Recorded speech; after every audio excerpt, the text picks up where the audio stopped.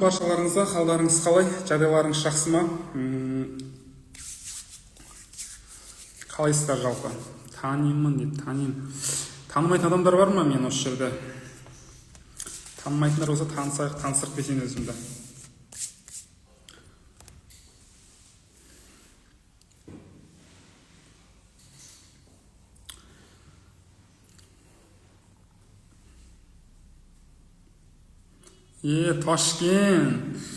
Ташкен, німаге, мен танымайын дейді.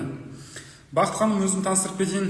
Есім Абилханов Бауыржан, дәрігермін, психосоматологпын, психологпын. Алла қаласа Қазақстанның 2025 жылының бестселлері болатын мына кітаптың авторы боламын, тәніңді тыңда. Қазақ тіліндегі тұңғыш психосоматикалық кітап, қазақ тіліндегі алғашқы психосоматикалық кітап. Танымайын дейді. Танымасаңыздар танысайық, айттым, таныдыңыздар ма? Бүгін не темада болады? Бүгінгі тақырып сұрақ жауап болады. Алла қаласа, қош көрдім, кеш жарық, даусыңыз анық, тап-таза көрсетіп тұр. Все, жақсы, кеттік онда. Барынша сіздерден қолдау, лайк басу, эфирді поделиться ету, достарыңызға жіберу и менен барынша сұрақтарыңызға керемет, терең жауап беріп пайдалы болу. Медициналық тұрғыдан, психосоматикалық тұрғыдан, психологиялық тұрғыдан барынша пайдалы болу. Келістік қой.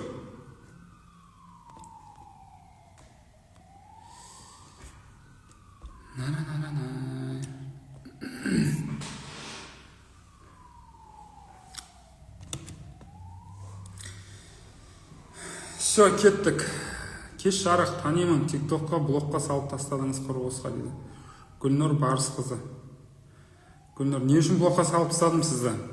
Жаман бір нәрсе жазып бердіңіз, или ұрсып бердіңіз біреумен? Мырза, бірінші рет эфирдемін, сізді тоже вижу первый раз. Не жайлы эфир? Лия ма атыңыз? Лия ханым, есімім Бауыржан, Абилханов Бауыржан, дәрігермін, емдеу бағыты бойынша. Психосоматологпын, содан кейін психологпын. Осы үш бағытта сіздерге пайдалы бола аламын, сұрақтарыңызға жауап бере аламын. Алла қаласа, мына керемет кітаптың авторымын, өздеріңіз көріп тұрсыздар. Арқамда да тұр, тиктокта көріп тұрған шығарсыздар. Тәніңді тыңда, жалпы сырқаттардан дәрісіз арылу жолы жазылған бұл кітапта. Мен нервный болып бара жатырмын, после роды операциямен босандым, 4 бала алла берген, өте күшті. Машаллах, жақсы.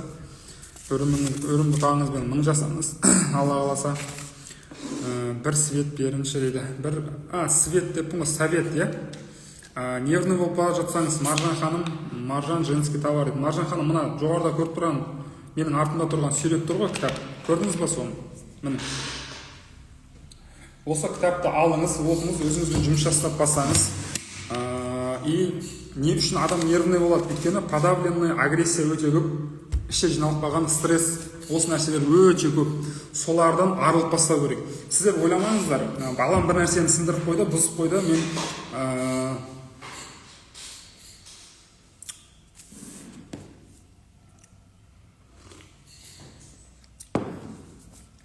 жоқ, көрінбейді дейді.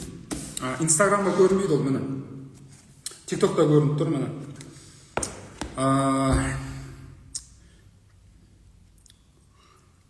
Кеттік. Сіз бірден нервный болмайсыз. Өйткені нервный болу бала-шағаға не үшін шығады? Енеңе сөз қайтара алмайсың, өміріңе араласа береді. Күйеуіңмен отношения дейді, ішіңе жұта бересің.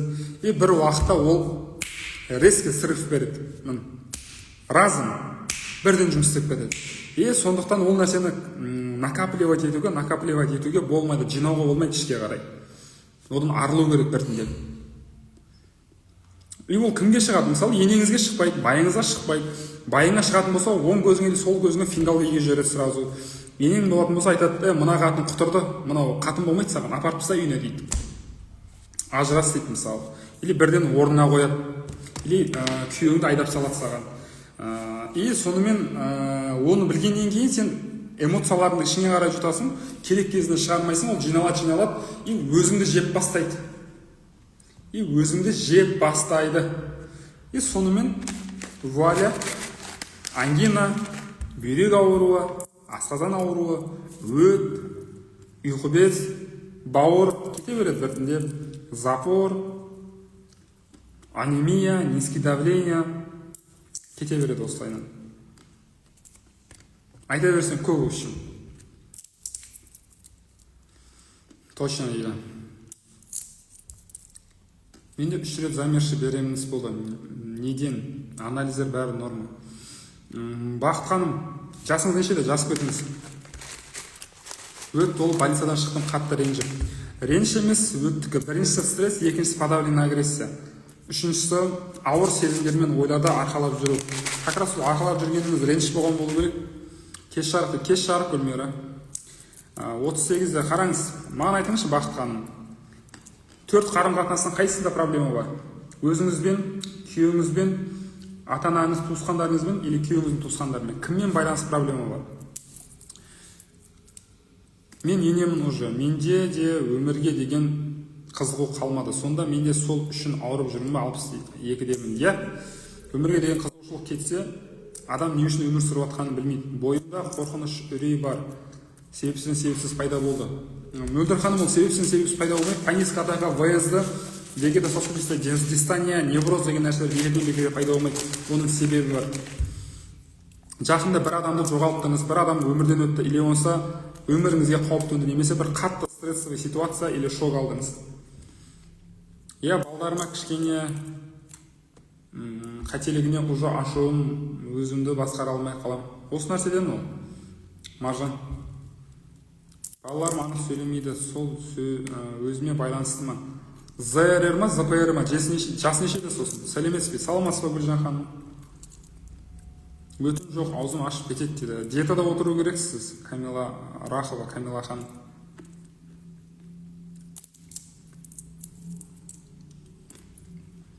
Мен үлкен баланың кіндігіне грыжасы бар. Операция жасаттым. Нешеде балаңыздың жасы? Грыжа, белая линия ғой, а? Камила ханым, сізге мына кітапты алып оқу керек, көрдіңіз ғой? Өтіңіз алдырып тастаған болсаңыз, проблема онымен бітті деген нәрсені білдірмейді. Мынаны алып оқыңыз. Өйткені психоэмоционалды мәселеңіз енді ұйқы безге или бауырға өтіп кетеді. Асқазанды уже мазалап жүрген болу керек. Күйеуіне шығар, вот күйеуің сол мәселе. ЗРР 3-5 жас, логопедқа барасыздар. ЗРР болса қатты қорқынышты емес. Гидронефроз дейді. Зоб жайлы айтыңызшы. Зоб асығыстық өмір, одан кейін құтқару спасатель адамдар, спасатель болады бұл адамдар.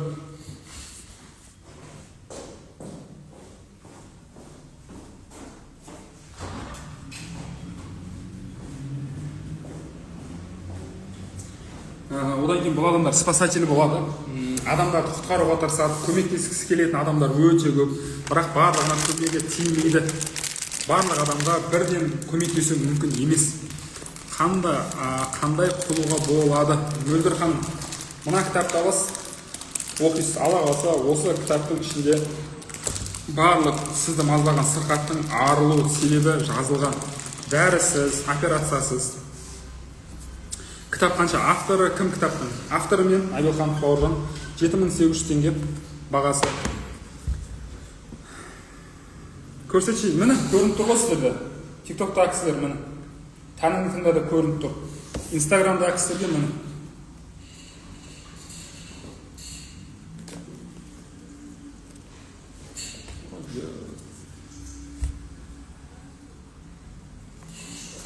Электрон нұсқасы бар ма? Электрон нұсқасы жоқ.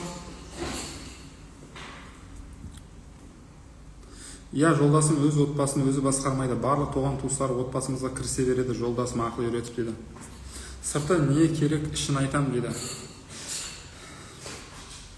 Кітаптың сыртының өзі көп нәрсе айтады. Мына кітаптың сыртына сіз өзіңізге жұмсаған ақшадан да көп ақша кеткен негізі. Түсіндіре алдым ба?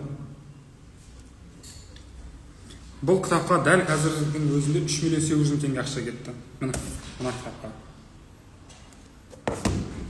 Ол кітапта не жазылған сонда? Балдарға пайдасы бар ма? Иә, балдарға пайдасы бар. Сырқаттардың себебі психосоматика, одан арылу жолы бар.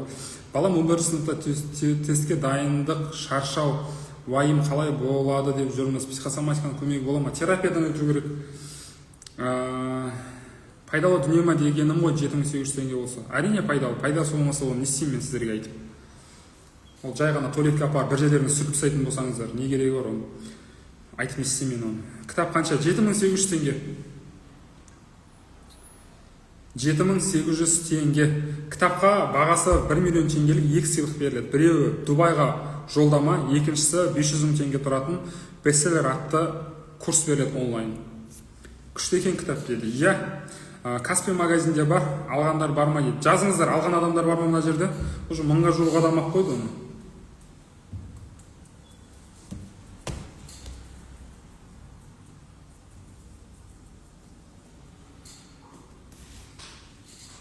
Каспидің алдыңыз. Вот, Каспидің қолыңызға тиді ма? Алдыңыз ба сіз? Бөлісіңізші ойыңызбен. Көрініп тұрма дейді. Лайк басын. Каспиде сол баға ма? Иә, сол баға жоқ әлі. Енді барады. Алла қаласа мына У деген кісі. Атыңызға білмеймін. Кітап қолыңызға тигеннен кейін бірден WhatsApp нөмірге жазың. Врожденный гидронефроз. Қараңыздар, бүйрекпен байланысты мәселелер нені білдіреді? Бүйрекпен байланысты мәселелер. Бірінші, жасы нешеде? Мына гидронефроз мазалайтын адам не зат ол дейді. Кітап ол. Кітап өте керемет түсінікті жазылған. Вот кітапты оқыған кісілер бар екен, Нәзік ханым жазып жатыр. Терапия жекеге шығу керек пе? Иә, терапия жекеге шығу керек. Бір терапияның бағасы 100 мың теңге, плюс-минус 1 сағат ол. Бір күн емес, бір апта емес.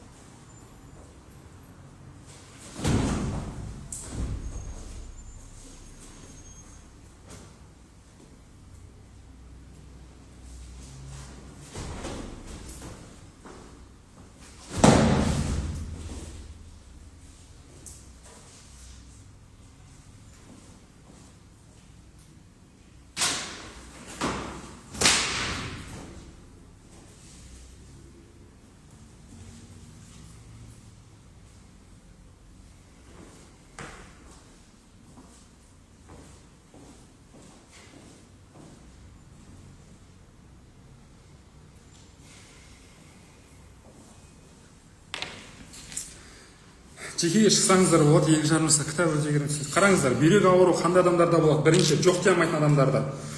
Екіншісі, психоэмоционалды тұрғыда балансы бұзылғандар. Иә, реніш іште сақтайтындар, өзгенің көңіліне қатты қарайтындар, біреуге көмектесе алмай қалса, өз-өзін кінәлі санайтын адамдарда болады. Екінші мәселе, бұл адамдардың ішкі қабілеті осы жұмысты істеуге жеткіліксіз деген ой болады ол адамдарда. Өзіме қымбат сыйлық алсам да қуана алмаймын. Психосоматикасы бар ма? Әрине. Бүйрегіңіз мазалаймай ма сізді Ғалия ханым? Исаева Ғалия дейді. Сізді бүйрек ауруы мазаламай ма? Неге ол айтып отырмын? Өзіне бір нәрсе алуға қимайтындар, бұлар өзгелер үшін өмір сүруге үйреніп қалған. Олардың жауы, екі жауырын ортасы ауырады, арқасы, қан қысымы мазалауы мүмкін, жоғары қан қысымы. Одан кейін кеуде тұсының омыртқасы мазалауы мүмкін, сосын бүйрек мазалауы мүмкін. Операция жасады Алматыда жаңа гидронефроз бала. Врожденный ғой ол, жүктілік қалай өтті, Ариалым ханым? Жүктілік қалай өтті осы перзентіңізге? Ұрыс керіс, стресс, депрессия деген нәрселер жиі болды ма? Қан қысымы төмен деді. Өйткені қуаныш жоқ қой, қуана алмайсыз ғой. Махаббат сезімі жоқ. Саламатсыз ба, Разия? Қан қысым төмен болса, анемия да бар, скорее всего. Өйткені қуаныш, бақыт сезімі жоқ, өміріңіз черно-белый кино. Күшті өтті. Бірақ 11-ші аптада ветрянка болдым. Вирустар өте қатты әсер етеді. Вирустар өте қатты әсер етеді. Соның да несі болуы мүмкін. Иә дейді.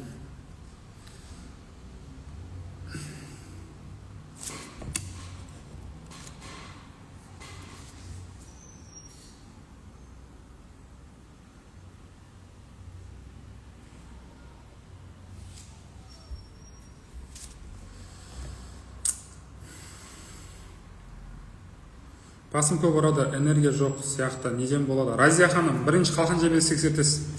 Бәрі нормальный болса, значит, энергияның жоқтығы не нәрседен болады? Бас көп ұратын адамдар өзінен өте көп нәрсе талап етеді, өзінің тұлғалығын қабылдай алмайды. Екінші, үшіншіден, бір апталық, бір айлық жұмысты бір күнде істеп тастауға тырысады. Одан кейін өзі істеген жұмыстарына қуана алмайды. Саламатсыз ба Ләззат? Опущение матки туралы айтыңызшы, вроде ауыр көтермеймін, бірақ екінші степень. Аралым ханым, сіз негіз біраз нәрсені жасырып отырсыз маған, шынын айтайын. Өйткені опущение матки, эрозия шейки матки, эндометриоз, тағы басқа нәрсе болсын, 4 қарым-қатынастың біреуінде проблема бар. Біріншісі өзімен қарым-қатынаста, екіншісі күйеуімен, үшіншісі өзінің ата-анасы или туысқаны, төртінші күйеуінің туысқанымен. Осы 4 қарым-қатынастың біреуінде проблема бар. Ең көбі алғашқы екеуінен шығар, или үшіншісі де болады. Бірақ ең үлкені екеу. Мойын омыртқам жиі ауырады, оған қоса басым да ауырады дейді. Мойын омыртқа не үшін ауырады? Қырсықтық болу керек, айтқаннан қайта алмай айтады ғана орысша. Упертый как осел дейді ғана, жүрмейтін ешектер болады ғой, сол сияқты да. Ол адамдар өзінің айтқаннан қайта алмайды, өзгенің айтқан ойымен келісе салмайды, бұларға қиын жол беру, содан болады. Бас ауруын айттық. Өзінен өте көп нәрсе талап ету, тұлғалығын қабылдай алмау деп.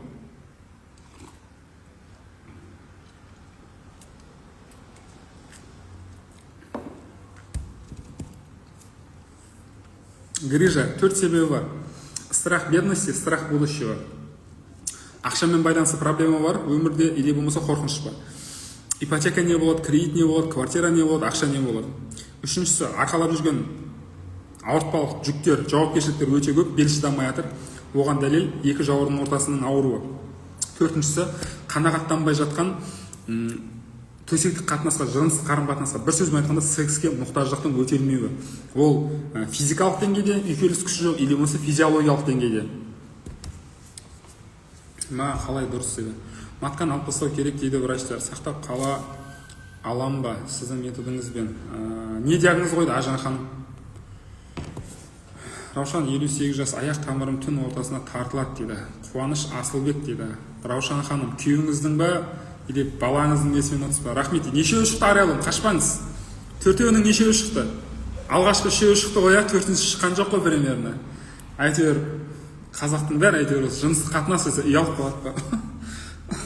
Қойыңызшы ағай деп. Блин, ұялатын нәрсе емес қой ол, жыныстық қатынас. То, что естественно, то ли не безобразно дейді. Естественно нәрсенің барлығы безобразно емес. Я тура сол дейді. Өт бауыр ауыршасы. Миома, эндометриоз. Эндометриоз еркекке сенбейсің, Айжан. Екіншісі, еркегіңді басқарғың келеді. Скорее всего, изменамен ұстап алдың. Миома, ішіне өте көп сезімдерді подавлять етесің. Оны шығармайсың. И оны арқалап жүресің. Баламның аккаунты, все, жақсы біліп отырмыз Раушанды. Аяқ түн ортасына тамыр тартылса, миозит болуы мүмкін, кальций жетіспейді, медициналық тұрғыдан, физиологиялық тұрғыдан. Ал психосоматикалық тұрғыдан келетін болса, арман мақсаттары жоқ, қайға баратқанын білмейді. Аяғыма нық тұрдым деген, болашаққа деген сенімділік жоқ. Опущение чуть не поняла дейді. Енді не істеймін дейді. Мына кітапты аласыз, оқисыз, арыласыз. Түсіндіңіз ғой, Айжан.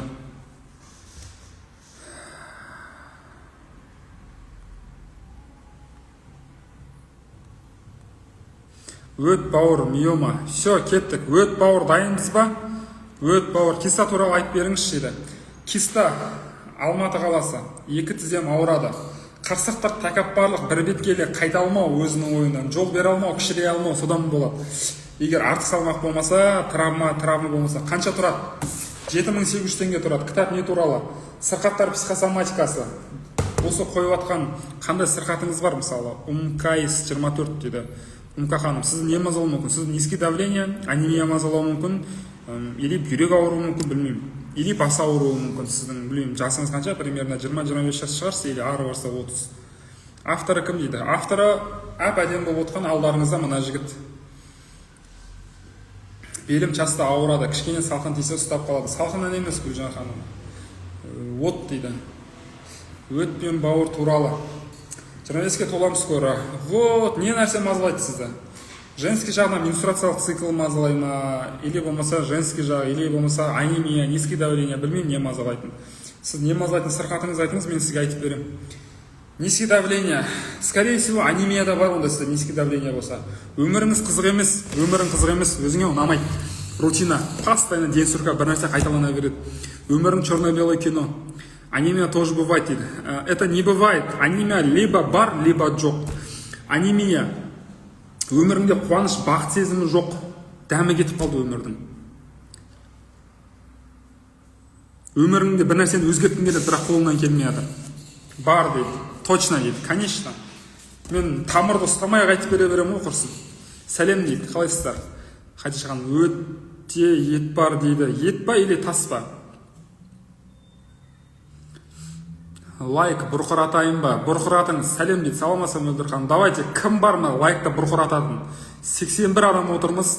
4-ақ мың лайкпен ұялмай отырмыз. Давайте, лайк басайық. Давайте кеттік. Ет дейді. 8 көзім ауырады. Мөлдір, 8 көз ауырса денең айтып жатыр, көтіңді көтер айналайын, әрекетіңді жаса деп жатыр. Біріншісі, арман мақсаттарың қадам жаса дейді. Екінші, жеке шекараңды қорға дейді. Өзіңді қорғай алмай жатсың. Сенде мынау ішіңдегі тұрақтылық жетіспейді дейді. Үшінші, тұрақтылық жетіспейді саған.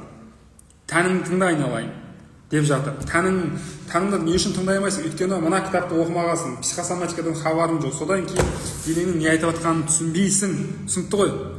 Зрение туралы не айтасыз нашарлауда? Минусовой ма, плюсовой ма? Умкайсыз. Ол мекен ба, атың кім сенің, айналайын сіңлім. Минусовой ғой, плюсовой емес қой, скорее всего. Минус. Неш минус? Минус дейді, мейір абсолют дейді. Минусовой роза. Нене бәле өкшіңіз. Көзден кеткен соқыр адамдар жиналған ба мына жаға?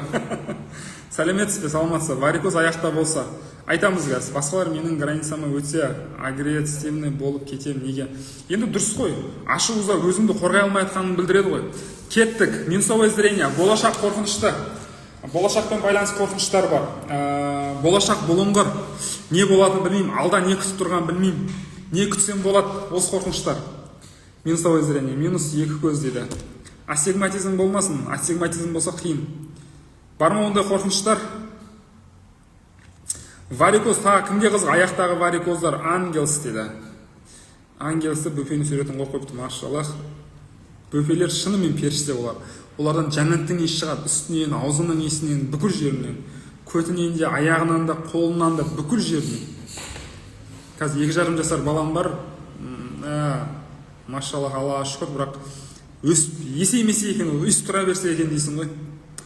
Ал плюс болса ше, плюс болатын адамдар өзінің қартайып баратқанын, мұрнының астында, көзінің астында не болып жатқанын қорқынышты. Қартайып баратыр олар. Соны қабылдағысы келмейді. 8 көзімді айтшы. Айтып қойдым ғой, мөлдір көтіңді көтер дедім ғой жаңа.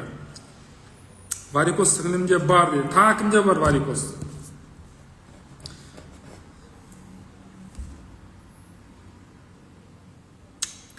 Тұрақтылық жетіспейді дедім 8 көзге. Жыда жайбасар дедім бұлар. Жалқау. Әрекет етпейді. Болашағына қарай. Сәлем ағай, саламатсыз ба? ПРВТ. Өт бауыр гаймарит дейді. Менде дейді. Басым ауырып жүр дейді. Кішкентайларда қызда моллюска неден шығады бетке? Моллюска деген не еді ол? Сепкіл ма? Өт қыжыла внутренний варикоз менде. Бүйрек қуық ауырсаша. Қуық ауырса екі сезім. Подавленная агрессия, екінші чувство унижения. Өзін униженный сезініп жатыр. Или униженная сезініп жатыр. Бүйрек ауырса эмоциональный дисбаланс жоқ деп айта алмайды. Өзін бірінші орынға қоя алмайды. Бас ауыратын адамдар өзінен өте көп нәрсе талап етесің. Тұлғалығын қабылдай алмайсың.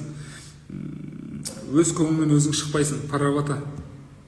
Қатып қалып жатыр, қайталайсыз ба? Мен қазір сені шығарып жүремін, өлдір. Үшінші рет айтайын деп отырмын сені екен. Неме біле, Қазақстанның түкпірінде тұрасың ба, шекарада. Билайн номер алсайшы құрсын. Варикоз бар дейді, аяқ ауырады. Все, варикоз күйеуім күнде желке шүйде ма, сол жерін ұқалашы дейді. Ұқаласа десе, ұқалаш десе, ұқалап бер, айналайын, арал, месейсің енді. Күйеуің ғой, біреудің байы емес қой. Ұқалап бер. Не өпті қаласаң? Шаршама тек шаршама, аяқ қолың талса да деген өлең бар ғой. Сол өлеңді қойып қоясың, ұқалап бересің. Басып қатты деп. Енді негізі мына нәрсені түсіну керек та, негізі. Еркектердің ең өмірдегі мотивациясы әйелі, бала шағасы, отбасысы. Мына өмірде білесіңдер ме, мына Кореяда, оңтүстік Кореяда ең көп суицид көбейіп баратыр. Топ 2-де ма, топ 1-де ма сондай суицид бойынша. Неге? Кореядағы қыздар мен жігіттер 40-45-ге үйленеді. Сендер ана ғашық болатын, дейтін адамдай не бар ғой, Ли Бен Хо, Кимина деген актер. Мен соған ұқсаймын тұр мана, Вабанкта ойнаған. Сосын Бросок Коброй қазір анандай Игры в кальмар 2-де ойнап жатыр, я. Сол өзі 41 бәлеге үйленді. Неге? Ол жақта өзінің жағдайын, капитализм жосқы өзінің жағдайын жасап алумен жүреді да, и 30-дан асқан еркектің мотивациясы ол қарны тойса болды, ол жата береді бір бөлмелі жерде де. Отбасы үшін көтін жыртады да, рывать етеді да көп еркектер. Соны бағалау керек негізі. Вот айтатын нәрсе, оны бағалау керек.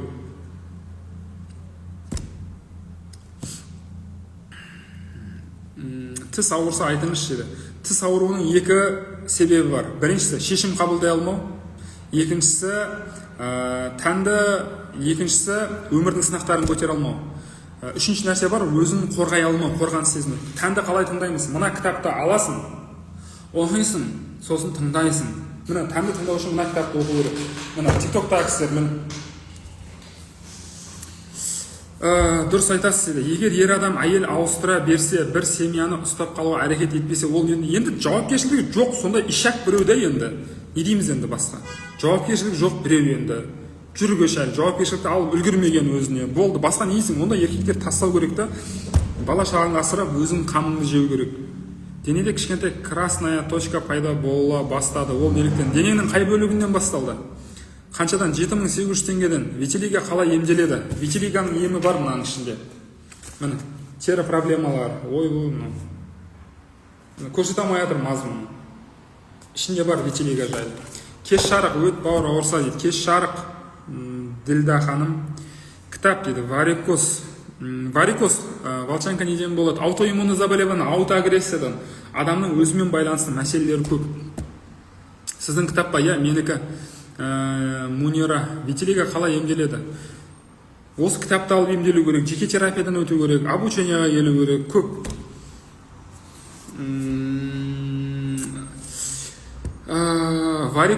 Варикоз мазалайтын әйелдер тыңдаңдар. Бала жиі жөтеліп ауырса дейді. Бала жиі жөтеліп ауырса, бронхит болса, отбасыдағы атмосфера не то ұрыс-керіс көп болады. Әйел эмоцияларын, агрессиясын көп подавлять етеді деген сөз мамасы. Неге именно өт бауыр айтпайсың? Именно өт бауырға жете алмай жатырық қой сол.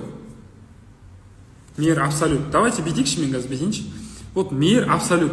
Неге сен лайк баспайсың? Отқаныңа 10 минут болды, неғып 0 лайк. Леброн Джеймс дейді, фан. Неге именно сен лайк баспайсың? Бәрі лайк басып отыр, неге именно сен баспайсың? Или подарка жіберіп қойдың ба маған? Или өткізіп қойған бір нәрсең бар ма? Или бір әпкеңді маған беріп қойған ба едің? Вот маған сұрақ, неге сен баспайсың лайк? Маған сол қызық. Отырып алдым, міндет неге өтпен барды? Неге лайк баспайсың сен? Ал дейді. 47 лайкыңды қай жағыма жамаймын мен? 47 лайк, алдық қояды, 47 лайк. Мен мамамын дейді. Қайтен енді мама болсаң, менің мамам емессің ғой, или балаңды мен үшін тудың ба? Құрсын. Мына жақта, не айқай дейді? Мына жақта біреулер әйтеуір, міндет әйтеуір.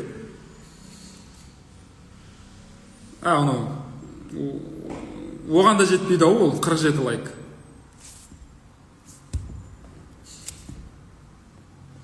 Вот өтпен бауырды естімедің ба, енді естімай кетесің. Мен алам, енді өзінің аккаунтымен кіресің. Все, ұйқы бесші. Все, кеттік. Ұйқы безден бастаймыз да, өтпен бауырды айтамыз ба? Варикоз айтылмады, я? Варикоз айтылмады. Кеттік. Варикоз не үшін мазалайды? Бұл әйелдер, бұл адамдар өзін қатты мәжбүрлейді. Өзіне қысым көп жасайды. Өзің реально күннің қасында отқандайсың. Мынау күн ғой. Мынау. Ана әйелдің басында күн ғой.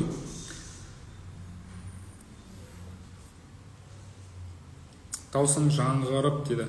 Мен даусым тағы кімде жаңғырып жатыр? Мен даусым жаңғырмай, өйткені жарқын шығады. Варикоз мазалайтын адамдар, бұлар өз-өзіне көп қысым жасайды. Өздері ұнамайтын жұмыс істейді. Өздері араласқысы келмейтін адамдармен араласады.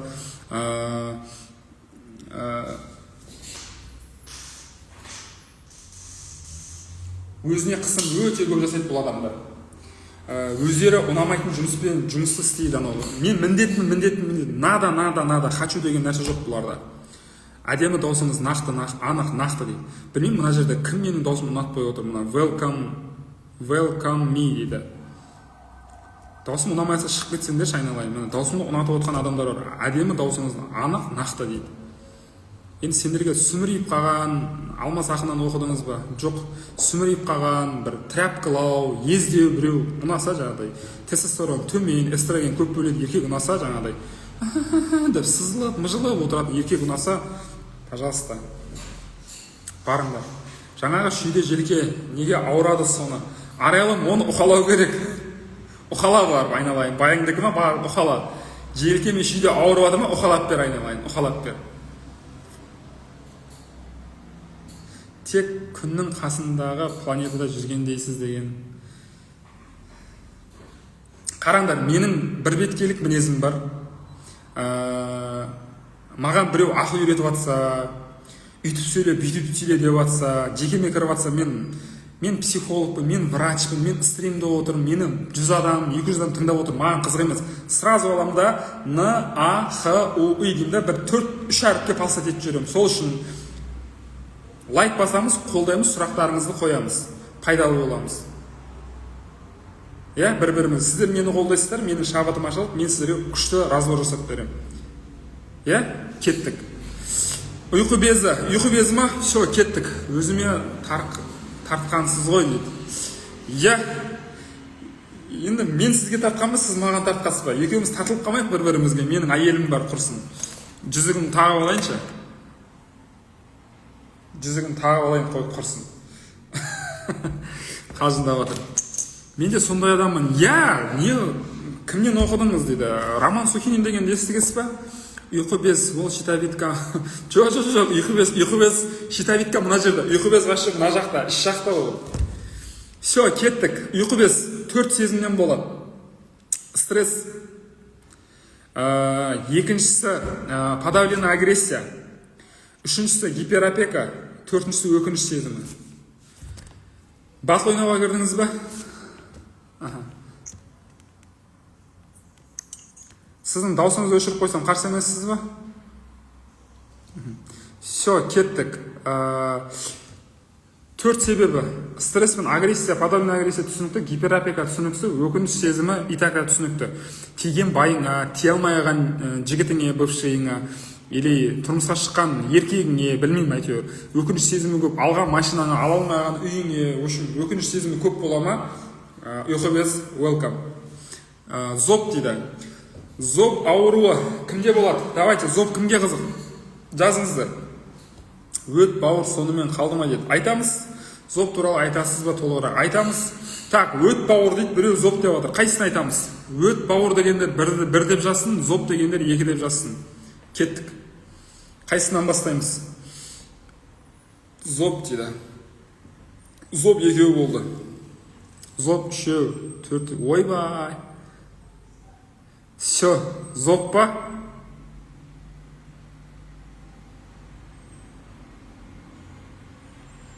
Өт бауыр екен, өт бауыр, все. Өт бауыр, көп екен. Дейді, өт бауыр, кеттік. Біріншісі, өт 2 сезім бар зақымдайтын. егер холецистит болатын болса, өттің қабыну болатын болса, біріншісі стресс. Бұл адамдар өте қатты стрессті переносить ете алмайды, стресс өте көп сезінеді. Екіншіден, бұл адамдарда подавленная агрессия бар. Подавленная агрессия кімде болады? Бұларда стресс өте көп. Анандай ғой, бала шағамды ұрсып қоямын, артынан өзімді кінәлі сезініп жүремін, бірден жарылам, бірден айқайлай салам. Міне подавленная агрессия осы болып жинақтала береді. Ал өтте тас пайда болатын болса, оның себебі бар. Бұл адамдар ауыр ойларды, сезімдерді, эмоцияларды өзімен өте көп арқалап жүреді. Из-за этого панкреатит болуы. Вот. Осы нәрсе панкреатит өтіп кетеді одан кейін. Кітапқа скидка бар ма? Жоқ скидка. 7800. Алаш базарда или Алтын Ордада жүрген жоқсыз скидка сұрайтын.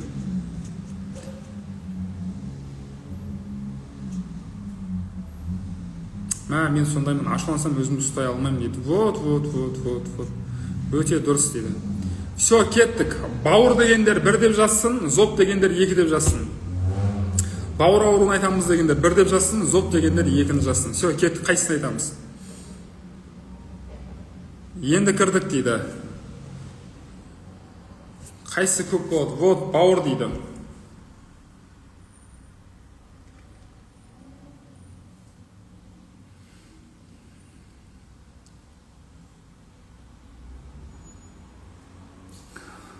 Кітап көрсек дейді.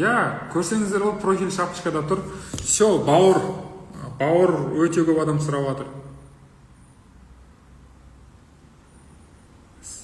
Құрсын, мына кісі не істейін деп жатыр? Сіз әжетханада жүрсіз-ау дейм, Ойын ойнаймын. Сіз әжетханада жүрсіз-ау дейм, Лайк басып жіберіңіздер. Ассар. Қайда кеттің дейді. Ешқайда? Мұнда кіші дәрет, үлкен дәрет деген жұмыстар бар шығар ол кісінің енді. Жақа кетіп бара жатқан. Все, кеттік. Бауыр ауруы. Кеттік. Бауыр ауыратын адамдар қазір өздеріңді көресіңдер. Дайынсыңдар ма? Туалетке кірген адам басқа не істейді? Туалетте тамақ жемейді ғой, құрсын. Өзінің мұқтаждығын өтейді ғой. Кіші дәрет, үлкен дәрет, қол жуу деген сияқты.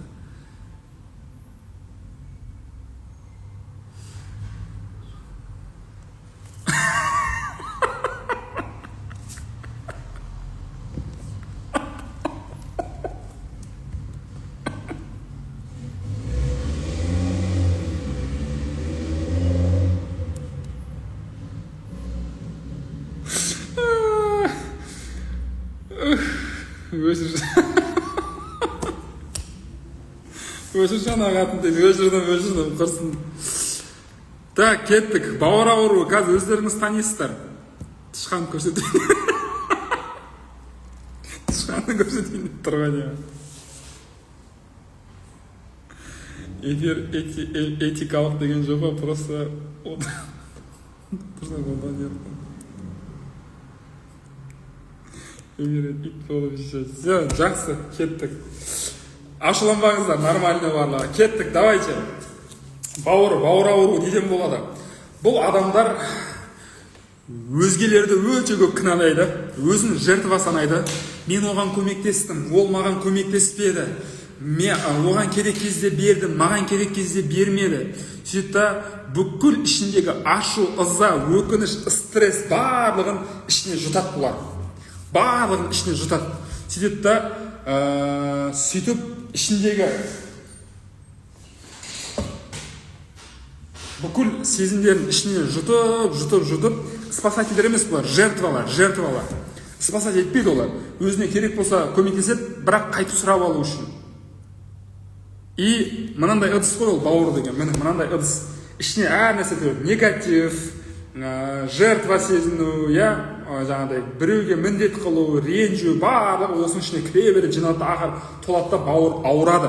Сосын гепатоз, гепатит, барлығы мазалайды. Түсініңіздер ғой. Мынаны кисем ысып жатыр, просто кимесем ақ футболкамнан ақ жазулар көрмей қалып жатыр. Все, түсінікті ма бауыр ауру? Зоб деп мына кісі білмеймін, 45 рет жазды. Марина, я сказал привет деген өлең бар еді ғой. Түсіндік дейді. Қатты тиген жоқ па? бауыр ауыратын адамдарға? Болмау үшін не істейміз? Болмау үшін мына кітапты алып оқисыздар, міне.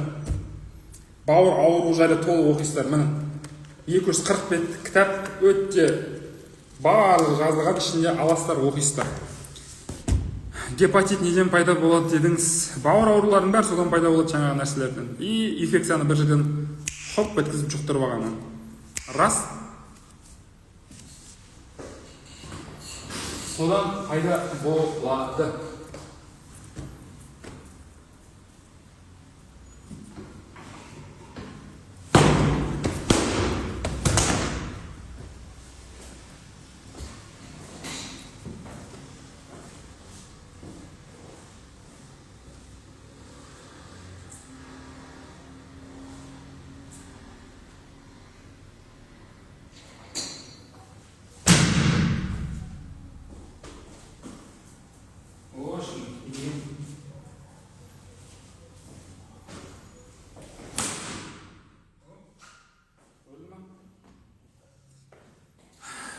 Все, шыбын өлді дейді, өлді.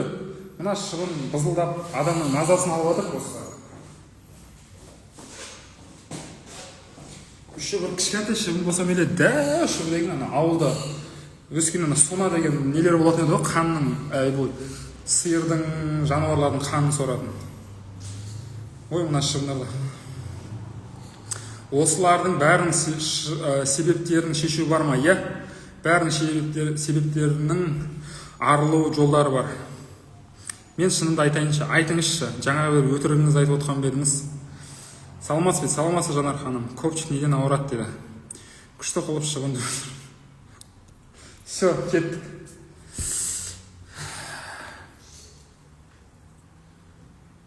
Так, көпшік айтамызды, зоп па? Көпшік дейтіндер бірді бассын, бір деп жазсын, зоп дегендер екі деп жазсын. Кеттік. Қуырған тамақ жесем ішектерім ауырады деді. Енді қуырған тамақ жемеу керек, Жанар ханым. Нестабильно месячный дейді. Біріншісі. Қайсысы? Бір, екі. Тифузный токсический зоб. Зоб па? Екі көп болдың, бір көп. Бір нәрсе айтқым келіп тұр деді. Айта берсеңіз осы жерде. Зоб. Все, кеттік. Зоб қой деймін. Зоб қандай адамдарды мазалайды? Бірінші, бұлар өте хипичный адам, постоянно асығып жүреді. Бұларда уақыт жоқ, тезірек жеткісі келетін нәрселері бар, арман мақсаттары көп. Және де туған туыстары да көп, соларға қатты көмектескісі келеді. Оларды құтқарғысы келеді, олардың жағдайын жасап бергісі келеді. Осы нәрсе асығу сезімін тудырады. И бұл адамдар өмірден ләззат алып үлгеріп жатқан жоқ. Сол кезде бұларға тән айтады, тәні. Жаным әшейін, айнанайын сенен дейді. Кім мына жерде? Зоп, Мария дейді. Мария, жаным әшейін, айнанайын сенен. Асықпашы дейді. Өміріңді сүріп үлгерсей дейді. Сен кет баратсың. Сен оларға көмектесуге міндетті емессің. Олар өзің жағдайын өз жасап алады. Сен өзіңмен жұмыс істе дейді. Түсінесің ба? Мария.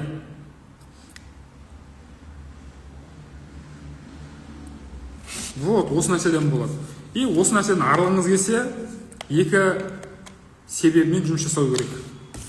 Жұмыс жасағыңыз келсе, міне, ішінде бар мынаны. Все? Кеттік. Бауыр ауруы. Иә, мен ауырғанда біреу жоқ болады солардың.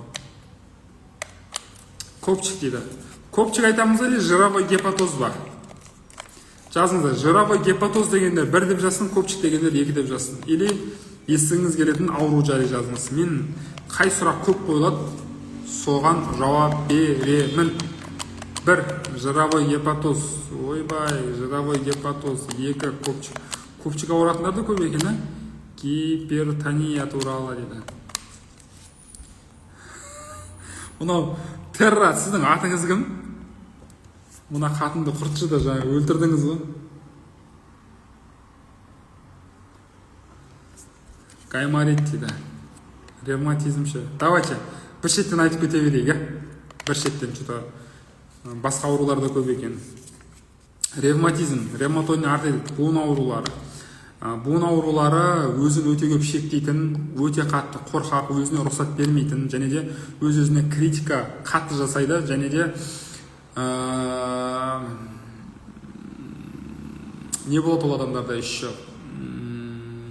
Критика жесткий, аутоагрессия көп бұларда. Осы екі мәселе, осы мәселелер. Сахарный диабет, өкініш сезімі көп, гиперопека, подавленный агрессия мен стресс көп болады. Сахарға алып келетін нәрсе осы 4 себеп. Порок сердца болдым бала кезінен ревматизмнен дейді. Зоб айтыңызшы. Зоб асығыстық өмір и туған туыстарға көмектесуге тырысу, спасатель рөліне түсіп кету. Жировой гепатоз, ішке жұтылған подавленный эмоциялар өте көп. Агрессия, өзін жертва сезіну, кінәлау өзгелерді. Өзін кінәлі сезіну, барлық нелер, подавленный эмоциялар сол жаққа қарай бауырда жиналады.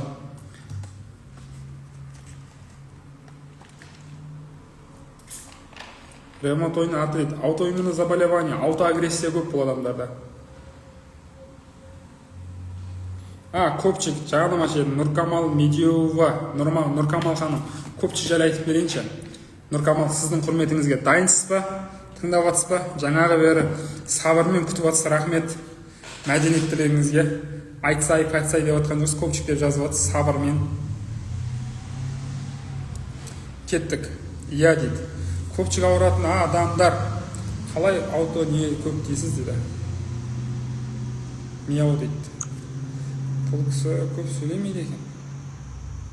Привет дедім, десіп айтыңызшы. Привет дедіңіз, естімей қалдым. Даусыңызды өшіре берсем қарсы емессіз ба? Жоқ, қарсы. Жақсы. Осына жағдайлар менде дымым қалмақты ғой дейді. Кетті, көпчік. Бірінші, бұл адамдарға тәні көтімді көтер, арман мақсатына қарай еңбек ет. Қадам жаса деп жатыр. Темп қос деп жатыр.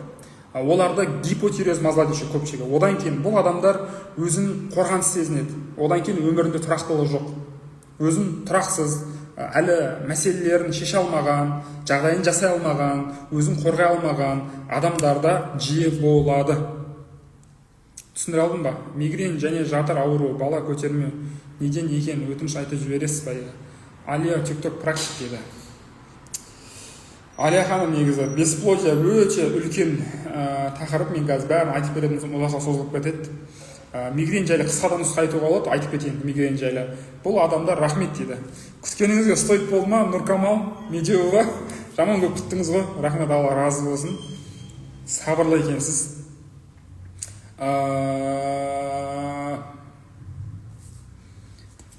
Я дейді, тоқ шекте пайлеп айтыңызшы. Не дедіңіз, ревматоидный артритті түсіндіріп жібересіз ба? Рахмет. Аутоиммунный заболевание, аутоагрессия, өз-өзіне бағытталған агрессия көп бұларда. Критический, өз-өзіне критический немен сыни көзқараспен қатты қарайды, өзін қатты критикалайды етеді, өзін қатты ұрсатын адамдарда болады. Өзіне еркіндік бермейді. Сол адамдарда аутоиммунный аурулар, буын аурулар пайда болады. Түсіндіре алдым ба? Тоқ ішек рагы дейді. Тоқ ішек рагы, протрузия. Каспин алуға бола ма? Каспин магазинде бар. Менің профиль шапочкамы өтсеңіздер, сілтемесі тұр. Кеттік, протрузия. Страх бедности, страх будущего. Ақшамен байланысты, болашақпен байланысты проблемалар немесе қорқыныштар. Ертең күнім не болады, ақшам не болады, ипотека не болады, кредит не болады деген сияқты мәселелер. Семіздік дейді.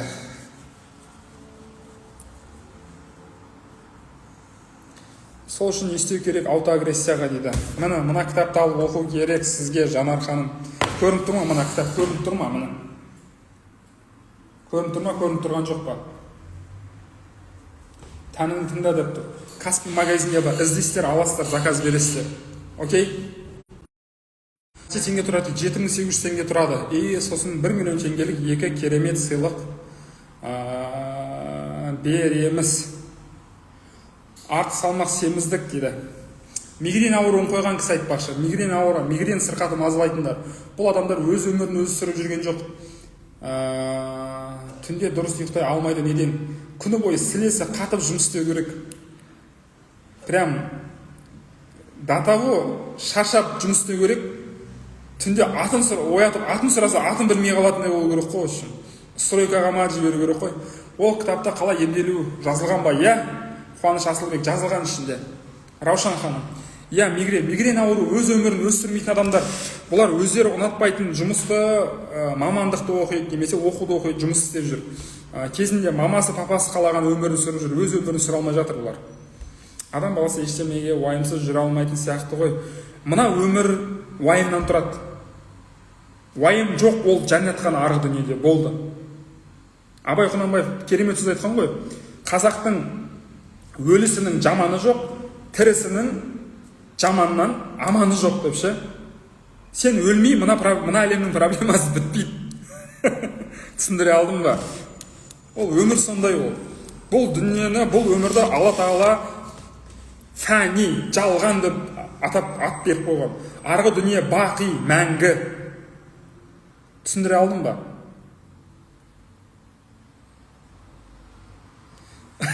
Сіңілім кітапты маған салып жібермей жатыр. Мен оқып алайын дейді күйдіргі. Дұрыс қой енді. Өзіңізге басқасын заказ бересіз. Кітап сондай. Мына кітапты Шымкент, Қызылорда, Түркістанға, Альфарттан беріп жүреміз ғой. Сол кісілердің әйелдері көріп қалып алған ғой үшін. Ё-май, ұтылып жатырмыз ғой. Мен ғой сөйлеп отырмын. Сіздер не қарап отырсыздар? Неге лайк баспайсыздар? Жеңіліп қалдың ал, не болды ал енді? Все, кетті анағыз пайдаланып, ұтып кетті бізді. Осы жерде айтылған аурудың бәрі бар менде. Бәрі бар менде болса, арылу жолы де жазылған. Негізі Каспи магазинде өз адресінде салдыра аламын ба? Иә, салдыра аласыз. Ой, бастық қой дейді. Бастық па? Енді бастығыңыз болса, енді не істейсіз енді? Бастыққа жаған базану Қазақстанда өте белең алған қазақтарға ұнайды ол. Бастықтарда Зайсанда Каспи жоқ дейді. Қазпоштадан салып жүре аламыз. Зайсан деген қай жер ол? Мен лайк басып отырмын, тынбайды. Ой, машаллах, Дәмегүл ханым. 1800 лайк басыпсыз. Рахмет, Алла разы болсын. Еңбегіңізге. Өскемен дейді. Зайсан деген Шығыс Қазақстан, иә? Қазпоштадан салып жүрейік. Бүгін төлем десаңыз, ертең салып жүреміз бұйырса. Орал дейді. Қытайдың шекарасы дейді. Ой, Алтай таулары жақпа, сіз қай қаладансыз? Мен Алматыданмын. Қытаймен шекарада дейді. Мен Алматы қаласынанмын. Туып өскен жерім Өзбекстан Республикасы. Жетісай қаласында тұрғам, Шымкент қаласында тұрғам, Қарағанды қаласында тұрғам, қазір Алматы қаласында тұрғам. Осы 5 қаладан кім бар? Бәрі менің зөмамсыздар. Өзбекстан, Жетісай, Шымкент, Қарағанды, Алматы. Ішінде ең қатты жақсы көргенім Қарағанды. Енді әрине туып өскен жерге жетпейді, өзімнің топырағына аунап өскен, жалаң аяқ қалай жүгірген ауылыма жетпейді әрине. Бірақ енді ол жер Өзбекстан Республикасының жері болып қалды. Өкінішке орай. Болмаса кім өзінің туған жерінен көшкісі келеді ауылына.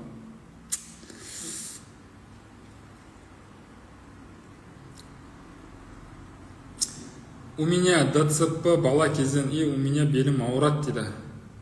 Гүлмира Қасымова. Гүлмира ханым, сіз шала қазақсыз кеден өзің шала қазақ қылып жүрдіңіз ғой. Басы орысша, ортасы қазақша, соңы орысша ол.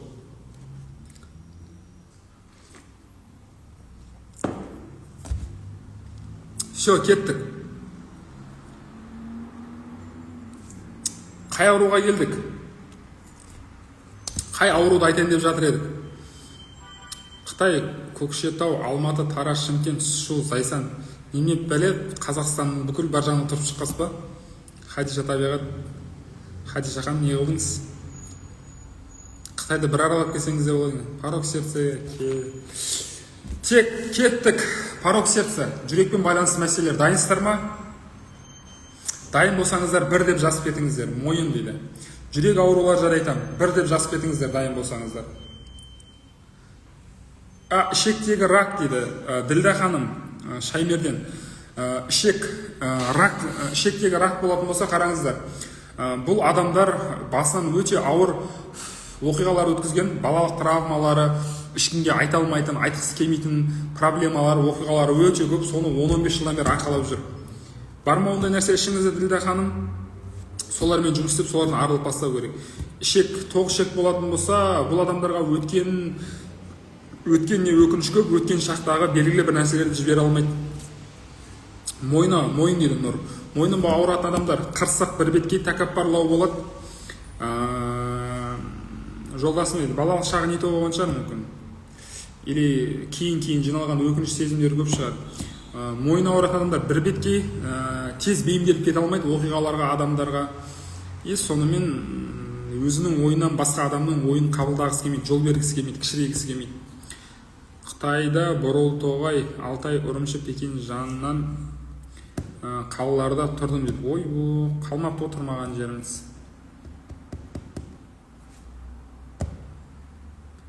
Тоқ шегі дейді. Все. Давайте лайк басақ енді. Осы жол ұтылып қалмайық, жаңа ұтылып қалдық. Жүрек туралы айтсаңыз. Все, кеттік, жүрек туралы айтайық.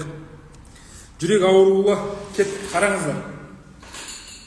Жүрек қандай адамдарды ауырады? Бірінші, болып жатқан оқиғаларды, адамдардың сөздерін жүрегіне өте жақын алады.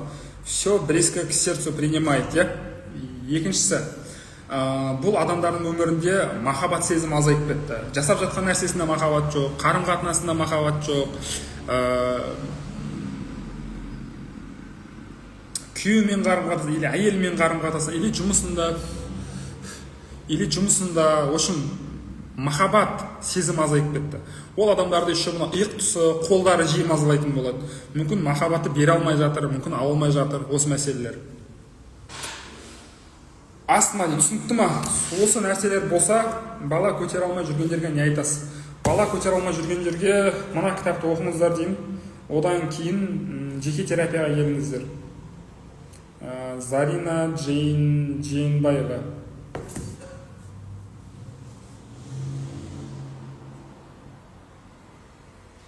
Сізге неге батылда қыздар шыға береді? Қыздар шықпасында жеңіліп қала береді екенбіз.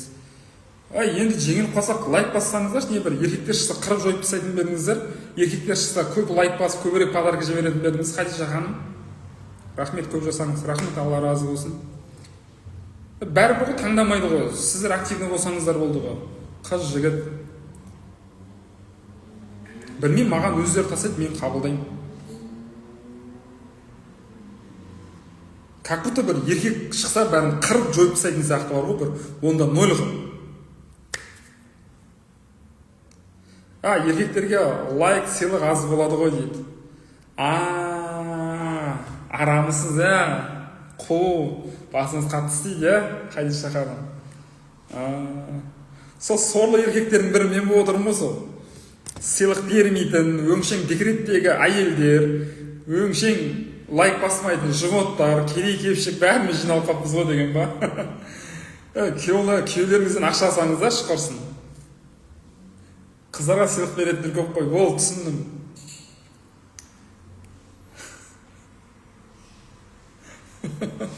Мақал, шешсем. Маған сіздердің сыйлықтарыңыз ешқашан керек емес. Просто лайк басып, эфирді поделиться етіп отырсаңыздар болды. Мен бұл тиктоктен мен ақша таппаймын, шын айтайын. Маған ақша табу менің мақсатым емес. Менің тиктокта ең бірінші мақсатым сіздерге пайдалы болу, осы кітабымды таныстыру, психосоматикамен бөлісу адамдармен. Мына кісінің ұтатын сәтіміз Алтынай Асанқызы дейді, поделиться трансляцией. Давайте. Рахмет дейді, оқасы жоқ Зарина ханым. Все, давайте, 2 минут уақыт бар, жеңіп тастайықшы. Рахмет дейді, оқасы жоқ, кеттік. Енді сіздердегі прикол ұстап айтамын ғой. Декреттегі әйелдер, мен бір көңіл бөліп қояншы, көп әйелдер байынан внимание ала алмай жүр, менен алып мәз болып қалыңыздар шәйтеуір.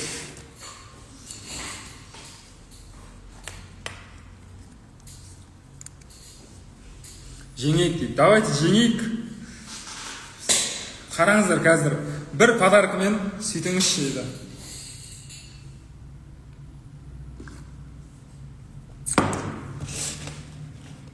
Кітабыңыз алдым, керемет дейді. Ой, машаллах, күшті. Сол үшін кіреміз ғой эфирға. Жақсы.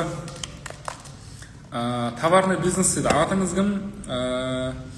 Роза Жұмагүл. Роза ханым курсы көріп жатсыз ба? Кітапқа қосып берген.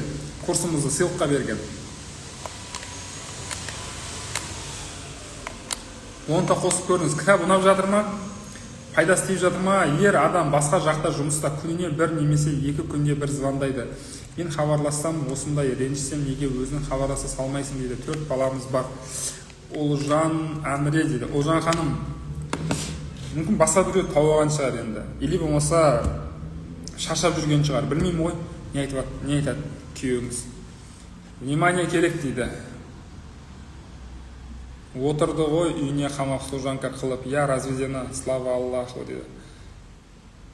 Енді үйге қамақ болғаннан кейін шығару да керек қой, қыдырту керек, апару керек, кафеге апарту керек, уақыт бөлу керек. Кітап қанша тұрады дейді, сосын бел ауруы деген. Кітап 7800 теңге тұрады. Бел ауруы, страх бедности, страх будущего. Үшіншісі, ой, айттым ғой, ұтып кетеді үстіп. Ең соңында бір сыйлық береді да, маңыратып жібереді мамалатып. Все, үшіншісі арқалап жүрген ауыр жүктердің арта жауапкершіліктің бар екенін білдіреді. Одан кейін төртіншісі қанағаттанбай жатқан жыныстық қарым-қатынасқа деген физикалық немесе физиологиялық мұқтаждық. Физикалық дегеніміз үйкеліс күші, түсінесіздер, е? Физиологиялық дегеніміз гормондар, комплимент, внимание, ласка, сол нәрселер жетіспейді. Жеңіп келе жатып жеңілдік қой. Я сондай ғой. TikTok сондай ғой, көтеріп тұрып құлатады, күлдіріп тұрып жылатады. Сондай енді, қайтеміз.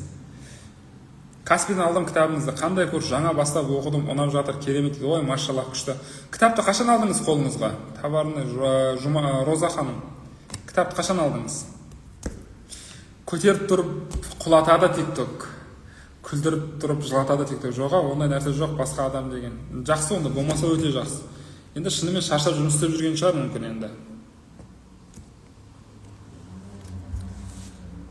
Кристина қазақ қызы еді. Ой, Кристина қазақ қызы Кристина. Ассалаумағалейкум. Уағалейкумассалам. Ойнайсыз ба? Жіберіңіз аттың басын.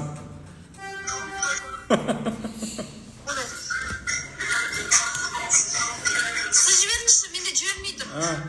Сіз бір көкпарға ма, или жаугершілікке ма аттанып баратқан жоқсыз ба? Өлеңіңіз сондай болып отыр. Жоқ, басқа ұлттармен ойнаймыз да біз.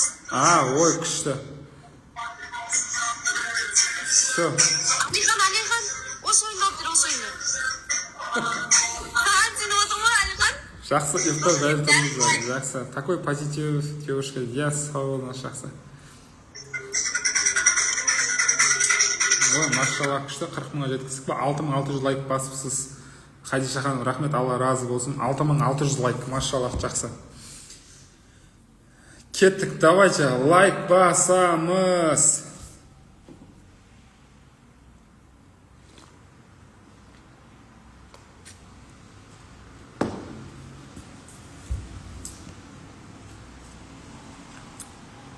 Екі жетте болды кітап ағамы. WhatsApp номеріңіз, менің WhatsApp номеріме жазыңызшы, жекеге жазыңызшы, мен сізге WhatsApp номер берем. Білен, ол курстан құрғап көтпеңіз. Бағасы 500 мың теңге тұратын курсты сыйлыққа береміз. Тегін аласыз оны.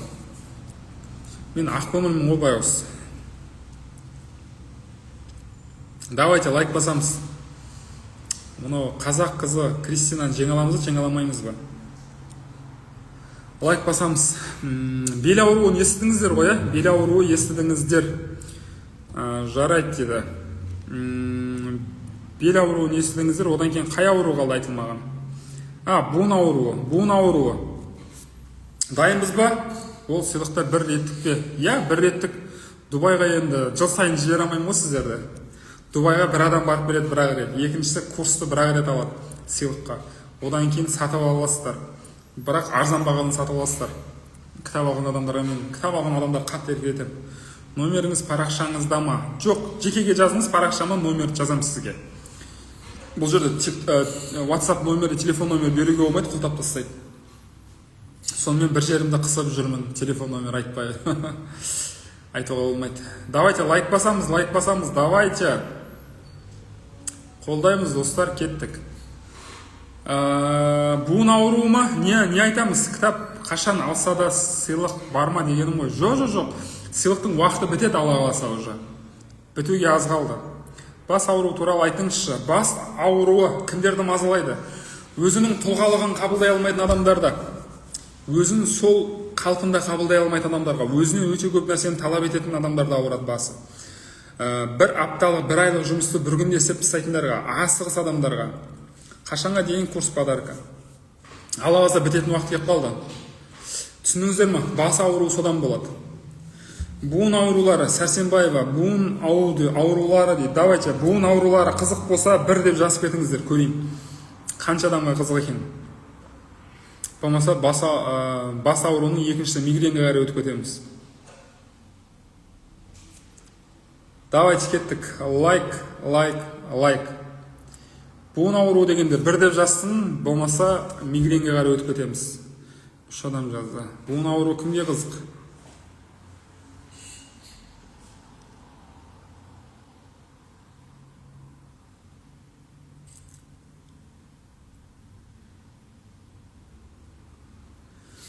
Қызық дейді. Все, кеттік. Бір деп жазамыз, қызық болса. Алтынай асаңызда. Все, кеттік. Кеттік, қараңыздар. Буын аурулары неден болады? Бірінші. Бұл адамдар өздеріне еркіндік бермейді. Бұл адамдар еркіндік жоқ. Екінші. Бұл адамдардың ішінде қорқыныш сезімі өте көп. Жаңа өмір бастауға, жаңа мамандық таңдауға, бір кәсіп ашуға үшін өздеріне рұқсат бермейді, и сонымен қатты өзін шектеп тастайды. И ол қорқыныш сезімі үшінші сырттан да болуы мүмкін да, жаңа жеке өміріне араласатын адамдар көп болса, сонымен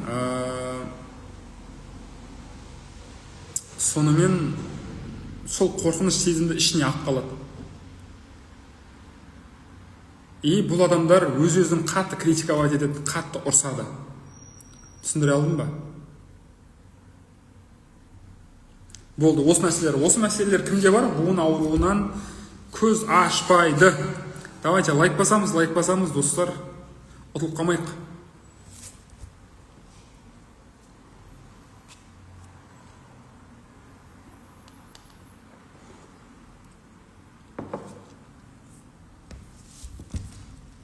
Рахмет дейді. Оқаш жоқ. Буын ауруынан арылғыңыз келсе, білесіздер, шешім мына жақта. Окей? Кітап табасыздар, оқисыздар. Сырқаттарыңыздан арыласыздар. Ой, жеңіліп қалды ғал. Кристина, рахмет, сау болыңыз. Все.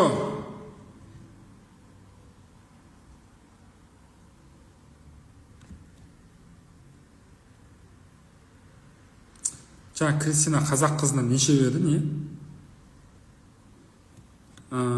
Подписчик нормальный ғой деймін ода, В общем, жеңамайтын болдық қой, үшін.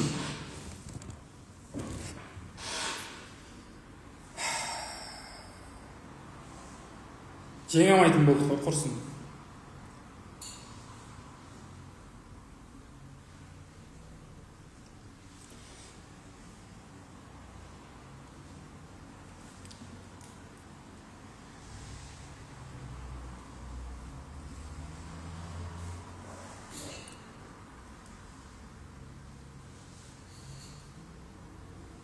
Бұл қыздардың спонсорлары көп екен ғой дейді. Енді бәрі бойдақ болғасын сондай ғой. Оқа жолда жігіттер жүреді арқасынан. Көзіне түскісіге подарок көп береді сосын. Оның 100 адамы бар ғой, сенде 42 адамы бар. 100 адам отырды ма ода? Жоқ, общий подписчик қанша еді ода? Бір жылтың етейін дейді. Ай, Хадиш ханым, қалайсыз?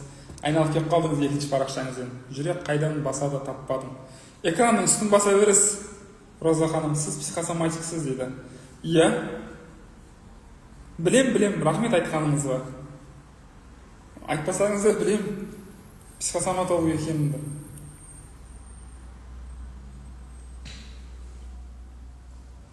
Қанша адамға көмек беріп жатсыз? Иә, рахмет, Алла разы болсын. Сол адамдар маған көмек бере алмай жатыр ғой. Қолда білдіре алмай жатыр ғой. Ертең мен стримға кірмей қойсам, қай психосоматологты көресіздер? жақсы жағын, кеудесін ашып отырған қызға неге кеудеңді жап демедіңіз? Менің туған қызым емес, менің қарындасым емес, не деп айтамын мен оған? Қай қыз ол? Қазір қыз ба кеудесін ашып отқан? Товарный бизнес экранның бетін саусақпен тоқтамай түрте бересіз деді. Сізге де келер жақсы спонсорлар. Кітап алған адам өкінбейді, ешкімге бармаймыз деді. Айту міндет деді. Сіз не айтпадыңыз ал? Айту міндет болды, сіз не айтпадыңыз? Басып отырмыз 5 саусақ. 5 саусақпен бірге деймі? Әлия ханым қалай болды? Рахмет, Алла разы болсын. 2,5 мың лайк басып. Кітапты қай жерден сатып аламыз? Каспи магазинде бар, Гүлнара ханым. Каспи магазинде бар. Тәнің тыңда деп іздесеңіз шығады. Или болмаса TikToktан шықпай менің профиль шапочкама өтсеңіз, сол жерде Каспи магазиннің сілтемесі тұр. Жаңағы саламатсыз ба, Балнар ханым? Мен байқадым ашылып отырған. Енді қараңыздар, әркімнің өз көкірегі өзінің проблемасы. Нелеріңіз бар біреудің көкірегін аңдып? Бауыр ауыратындар көп отырады екенімді жертіп алады. Бауыр ауруынан арылғысы келетіндер, мына кітапты алыңыздар, оқыңыздар. Сосын жаңағы буын ауыратындар, алыңыздар, оқыңыздар. Сәлеметсіз бе, саламатсыз ба? Қызылордада сатылатын жер бар ма? Жоқ. Ақмарал ханым, Каспийден бүгін көріп заказ беріңіз, Алла қалса 2-3 күнде барып қалады. Каспий магазинде тұр екен. Мен намаз оқып дұға жасадым ғой. Мен де ішімнен дұға тілеген шығармын, енді қайдан білесіз, енді айтсаңызшы. Мен байқамадым деймін. Байқамадым. Байқамағаныңыз жақсы. Онда сіз өзіңізбен өзіңіз әуресіз ғой, дұрыс. Мен кітап оқысам, жан дүнием тынышталады. Неге? Сыртта жүрсем, кітап алмасам кете алмаймын. Гүлнара ханым, мына кітапты алып кетіңіз ғой, құрсын, ішіңіз тынышталып кетсін.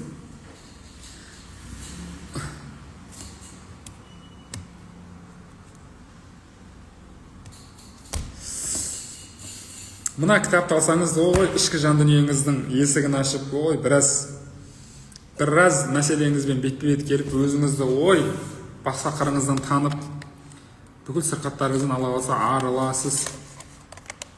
Аурудың себептерін сізді тыңдап біліп алдық. Енді кітаппен шешу жолын табайық. Мен сіздерді қоздырып болдым. Енді қозып болған болсаңыздар, кітапқа заказ беріңіздер. Бұйырса аламын дейді. Неге ол қыз келді, сымы оны ойлап отырмын. Білмеймін ғой не келген, өзі тастадым, мен қабылдадым, батыл ойнадым. Құрсығын шілей қатты ой жүгірте бермесеңізші. Сіздің видеоңызға комментарий жаздым, сол ма жекеме жаз дегеніңіз деді. Білмеймін, есімде жоқ, шынын айтайын. Комментарий емес, жоқ. Осы жерге WhatsApp номерін қыздарда нелеріңіз бар, құрсын біреудің қызы әркімнің. Нелеріңіз бар, қоздырып дейін. Дұрыс қой, енді қоздырып кетем ғой. Сырқаттың пайда болу себебін айтам, или даже соңына дейін айтпаймын, сосын кітапқа қарай да бар деймін. Кітап туралы айтып беріңізші, қазір осы эфирден көріп отырмын. Алтынай ханым, жалпы мені кім екенімді білесіз ба? Мен өзім таныстырайын ба, таныстырмаймын ба? Мені танисыз ба? Қыздарда біледі ау, кіммен ойнасаң етін. Ал жақсы, мен кеттім. Жақсы, сау болыңыз. Қазір кітап жайлы айтып берем. Қараңыздар. Есім Абилханов Бауыржан, дәрігермін, психосоматологпын, психологпын. Бұл кітап жалпы менің 15 жылдық арманым. Өзім университеттің 1-2 курсында оқып жүргенде, жалпы қазақ әдебиетіне ғашық болған кезімде Абай жолы, Махаббат қызық мол жылдар, Волоколамское шоссе, Ұшқан ұя, Көшпенділер, Жусан иісі, Шантарам, Тенгары, Бегущий за ветром, тағандай 100 лет одиночества, тағандай кітаптар бар. Маған есімде қатты қалған. Алхимик, Маленький принц сияқты нені оқығанда, қанмен терді оқымаған. Сол кітаптарды оқығанда мен кітап деген нәрсеге қатты ғашық болдым, сол кезде ойладым. Иншалла бір кітап жазамын мен дедім. Білмеймін ол кезде, өзім медицинский университеттің 1-2 курсында оқимын, 1 курсында оқимын, енді түскем. Қандай кітап жазатыным, қандай бағытта адамдарға қандай пайда алып келеді, білмеймін, роман эпопея жазғым келді, Абай жолы сияқты. Алланың қалауымен 15 жылдық арманым осы Бақытсыз Жамал. Оны оқымаппын, Ұлпанды оқығам, бірақ Бақытсыз Жамалды оқымаппын. Осы 2025 жылы жарыққа шығып отыр кітабым, хотя 2024-те жазып бастаған. Бұл кітап 15 жылдық арманым, 5 айлық еңбек, дәл қазірдің өзінде 3 миллион 800 мың теңге ақша кетті. Бұл кітап шығам дегенше 2,5 миллион теңге 2,5 миллион теңге расход жасадым. И осы жерде отырып көп адамдар электронды версиясын сұраса, тегін сұраса, эскипті сұраса, мен жыным келеді. 15 жылдық арманым, 5 айлық еңбегім, 2,5 миллион теңге менің кеткен ақшам. И аласында біреуге электронды тегін бересің, ол алады 100 теңге, 200 теңге, 500 теңгені адамдарға таратады. Обидно ма? Обидно ғой. Сол үшін электронды версиясы жоқ. Электронды версиясы 2-3 адамда бар. Типографияда, редактор ханымда бар. Егер ол кісілер таратып жүретін болса, мен ол кісілерді сотқа бере аламын. Неге? Өйткені кітаптың мына бірінші бетіне жақсы қойылған. Кітаптың авторлық құқығы заңмен қорғалған. Көшіруге, таратуға болмайды. Сотқа кетесіздер. Қанша теңге? 7800 теңге Торғын ханым. Бұл кітап менің алғашқы туындым. Бұл кітаптан мен өзім бір өлімнен қалып, бір ДТП-ға түсіп, қарызға белшеммен батып жүрген уақытта шығарғам. Бірақ ақшамды вообще аяған жоқпын. Қарыздың үстіне қарыз алдым, ақшамды вообще аяған жоқпын. Өзімнің бар ақшамды да салдым, жоқ ақшамды да салдым, бірақ Алланың қалауымен шығардым. Бұл кітаптан обложканың өзі айтып тұрған шығар, қандай кітап екенін. Міне, бұл кітапқа маған 3 дизайнер кісі жұмыс істеді бұл кітаптың үстінде. 3 дизайнер. Алғашқы біреуі ұнамады, екіншісі ұнамады. Тағы кітап шығарасыз ба деп. Иншалла шығарармыз, иншалла, аман болса. И бұл кітап 5 ай бойы жазбаған жерім қалмады. Үйде де жаздым, офиста да жаздым, кітапхана, коворкинг, дворда, кофейня, кафе, қай жерде шабыт келеді, машинада да жаздым, білмеймін.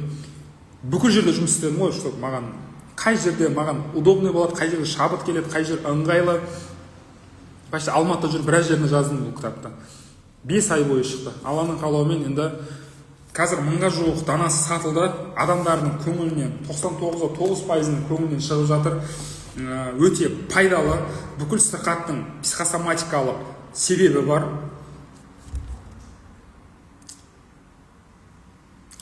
Ой, бұлай жазсаңыз шықпай жатыр ма? Болды, мен қазір сізге жазам өзіңізге, жекеңізге, Роза ханым. Иншалла 2025 жылдың бестселлері атансын деген ниетім бар. Бір 100 мың, 200 мың тиражбен сатылатын кітап болса деймін, өйткені Алла қаласа сатылатын шығар. Мүмкін бұл кітабым болмаса да кейінгі кітаптарым жиналып сатылатын шығар. Но иншалла қазақ тіліндегі тұңғыш алғашқы психосоматикалық кітап, өзім жүрек жарды туындым. Сондықтан да алып оқысаңыздар сіздерге өте пайдалы. Әрбір отбасыда болуы керек кітап. Әрбір отбасыда болуы керек кітап бұл. Түсіндіре алдым ба? Қанша теңге? 7800, молодец дейді. Қазаққа керек кітап. Өзіңізді таныстырып жіберсеңіз. Балнұр ханым, есімім Мабилханов Бауыржан, дәрігер, психосоматолог, психолог боламын. Похудение депсіз, вот арт салмақтан арылу жолы өте мықты жазылған мұның ішінде. Күшті дейді. Вот осылай Алтынай Асанқыз, Алтынай ханым. Танымаған болсаңыздар танысып кетейік. Вот таныған шығарсыздар енді. Кітапты іздегеніңізді табасыздар. О, керемет дейді. Бұл кітап ұйықтап бірден келе салған нәрсе емес. Мен былтыр августте, ровно бір 2-3 айдан кейін 1 жыл болады, 23 тамыз, 23 август күні бір ДТП-ға түсем. Сөйтемді кітабыңыз обязательно алыңыз. Сөйтемді бір өлімнен қалам. И сол уақытта 10 миллион теңге қарызға кіріп кетемін. Өзім машинамды берем, ақшамды берем, қарыз алып берем. Ошын қарызын жауап өйтіп. Алланың қалауымен осы 1 жылға жеткен жоқ, әлі қарызынан иншалла құтылып біттім уже почти, азғантай ғана қалды. И Алланың қалауы қазір өте жақсы барлығы. Өзім бір аман қалдым. Сол кезде бір кітабым, бір балама қалдырып кететін бір өсиетім болсын деген ниетпен жаздым. Хотя кітап жазу арманым бұрыннан болатын тұғын. Мен тарихын ютубтан толық қарадым. Қараңыз, ютубта бар. Аллах осы кітапты себепкер етсін барлық проблемаларын тазаруға. Иншалла. Сондықтан да баршаларыңызға пайдасы тиіп жатса өте қуаныштымын. Жалпы осы жерде отырған кісілер кері байланыс беріп кетіңіздерші. Бүгінгі эфирді почти 1,5 сағаттан бері отыр екенбіз. Пайдалы болды ма, ұнады ма эфир? Қалай болды? Вау, күшті, или фу, говно, или вау, керемет, әдемі, жазыңыздар өз ойларыңызда. Пайдалы болды ма? Қызықты болды ма? Или болмаса білмеймін. Ұнады ма, ұнамады ма? Жазыңыздар. Қазір Алла қаласа эфирден соңына да таяу қаппыз. Қазір бір 5-10 минуттан кейін шығамыз эфирден.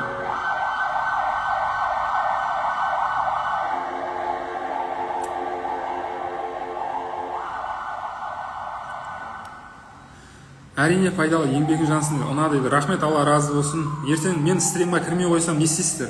Мен сияқты ашып, ікір-шікіріне түсіндіретін психосоматологтар почти жоқ деп ойлаймын мен. Өте пайдалы, керек кітап, рахмет. Өйткені маған оқырмандардың көп жазды, Бауыржан мырза дейді. Сізді көрердің алдында психосоматикасы өте шын келеді, өте керемет, өте пайдалы. Әр біраз туыстарыма көрсінші деп жібердім. Ой, машалла, күшті эфиріңізді. Машалла, мен жаңа қосылдым аяқ астынан. Керемет, мықты. Рахмет, Алла разы болсын. Тізем түнде ұры. Рахмет, Алла разы болсын.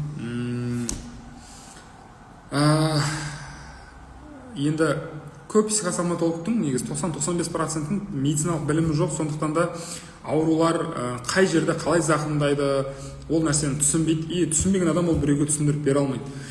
И көп кісілер айтады дейді, мысалы, мына нәрсені білгің келсе, менің обучениеме кел деп, мен әйтеуір ашық ауыз барлығын айтып қоя берем. И мен өзбекше сөйлеп отырмын ба не? Ты казак дейді. Өзбекше сөйлеп отырмын ба? Или ағылшынша сөйлеп отырмын, или тәжікше сөйлеп отырмын, қазақша сөйлеп отырмын ғой? Рая.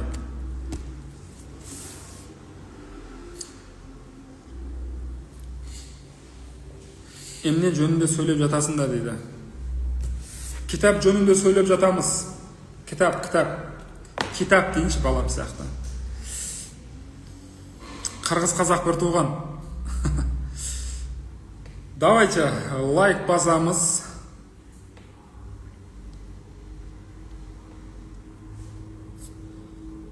Лайк басамыз.